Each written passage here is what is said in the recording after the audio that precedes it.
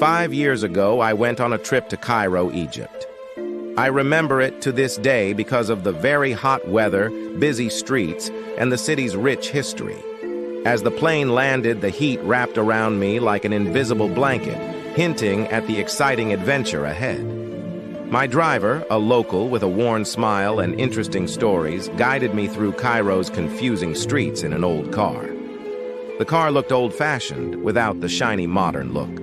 The front mirrors were broken, the headrest on the seat showed signs of aging, and there was no air conditioning, making me feel like I was in a time long ago.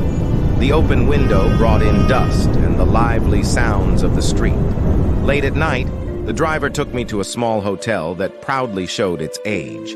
The lobby had old treasures like a pharaoh's coffin, small pyramids and relics hinting at the city's past. The room had a mysterious charm with creaky wooden floors and a mix of old furniture telling stories of times gone by. In the dim light, I took a shower to freshen up after the tiring travel. But the bed, with its creaks every time I moved, made it hard to sleep well. Despite the discomfort, the charm of the old surroundings and the promise of exploring the city kept me excited. As the new day began, I visited Cairo's famous museum. The grand display of ancient things was there, each telling a story of a civilization that left a lasting mark on history. Mummies, shiny jewelry, and detailed weapons fascinated me. As I went up to the second floor, I noticed a room. It was open, and it seemed like things were waiting to be moved. Inside, there were amazing things. A gold chair, an old boat, chariots, shabtis, and interesting jars. The jars had heads of a baboon, jackal, human, and falcon. I knew right away these are the canopic jars. In ancient Egyptian funerary practices, these containers were used to store and protect the vital organs of the deceased during the mummification process. Each canopic jar was associated with a specific deity, known as the four sons of Horus, who were responsible for safeguarding the organs. Hapi, the baboon-headed god, was associated with the north and protected the lungs. Duamutef, the jackal-headed god, was associated with the east and protected the stomach. Imseti, with a human head, was associated with the south and protected the liver. Kebesanuef, the falcon-headed god, was associated with the west and protected the intestines. Each head had its own charm. I was drawn to Hapi, the baboon head, which was linked to protecting the lungs. I liked its craftiness and bright colors, so I decided to take it. Quietly, I got the jar with Hapi and put it safely in my backpack.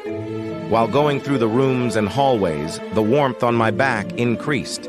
Ignoring the discomfort and tiredness, I agreed to the driver's suggestion to see a less-known pyramid away from the crowded tourist places. As the car got closer to the isolated pyramid, its shape appeared against the desert background. It wasn't as big as the Great Pyramid of Giza, but it felt very old. The driver said it was a burial place for Egyptian royalty, not widely known. Entering the pyramid, it got dark and the air felt thin. The heat from my backpack increased, but I thought it was just because of the weather.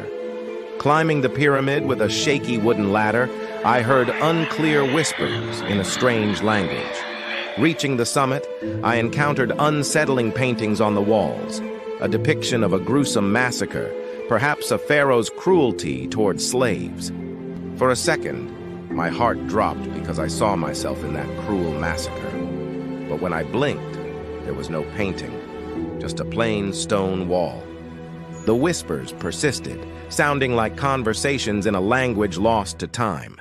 Suddenly, an unbearable heat radiated from my backpack, and the air within the pyramid became suffocating. I tried to leave, but the passages turned into a confusing puzzle. Lost in the maze, I moved through the dark, following only my instincts. Shadows played tricks on my mind, and the whispers got louder, creating a spooky sound. After leaving the ancient pyramid, I took a deep breath in the desert. The sun was setting, and I felt tired from exploring the old place. I sat in the back of the car, looking at the shadows growing long in the desert. I was glad to be heading back, feeling a bit scared from the strange things I saw and heard in the pyramid. The ride back to the hotel was filled with the steady sound of the engine and the soft whispers of the wind. In the quiet moments, a sudden chill crept in, and an unspoken tension filled the air. Glancing at the front mirror, I was frozen. There, in the reflection, the baboon-headed ghost appeared, its eyes glowing with an eerie crimson light. Its ghostly figure seemed to reach towards the car. I got scared and shouted, asking the driver if he saw the ghost too. But the driver just looked at me like I was saying something crazy. I thought maybe I imagined it, so I closed my eyes to rest because my head hurt a lot. The driver drove me back to the hotel. Once there, I suddenly felt really sick and rushed to the bathroom. I threw up because my head hurt so much. While splashing water on my face at the sink, I saw a blurry image in the mirror, a baboon like the happy deity on the taken jar. I felt really scared, but when I blinked, the image disappeared. Thinking it was just a trick, I stumbled to bed and fell asleep. That night, in my dark hotel room, it felt hard to breathe. Weird shadows moved on the walls, making creepy, whispering sounds. A heavy feeling pushed down on my chest, making it tough to take a breath. When I finally slept, nightmares filled my mind like ancient curses. In that strange state between dreams and reality, I felt something evil forming. From the stolen jar, a monstrous thing came out, moving through the shadows. It touched me, making me freeze, and it felt colder than death. It was like invisible hands were squeezing my throat, making it hard to breathe. I woke up suddenly, sweating and holding the stolen jar. The room felt strange, like it had a weird energy. I realized the jar, which had lungs and was guarded by the goddess Nephthys, had a force connected to my soul.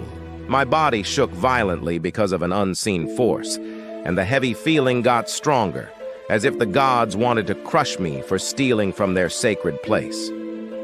I felt desperate, unable to speak out the plea in my mind. In that hard moment, I tried to make my thoughts go beyond the ghostly barrier.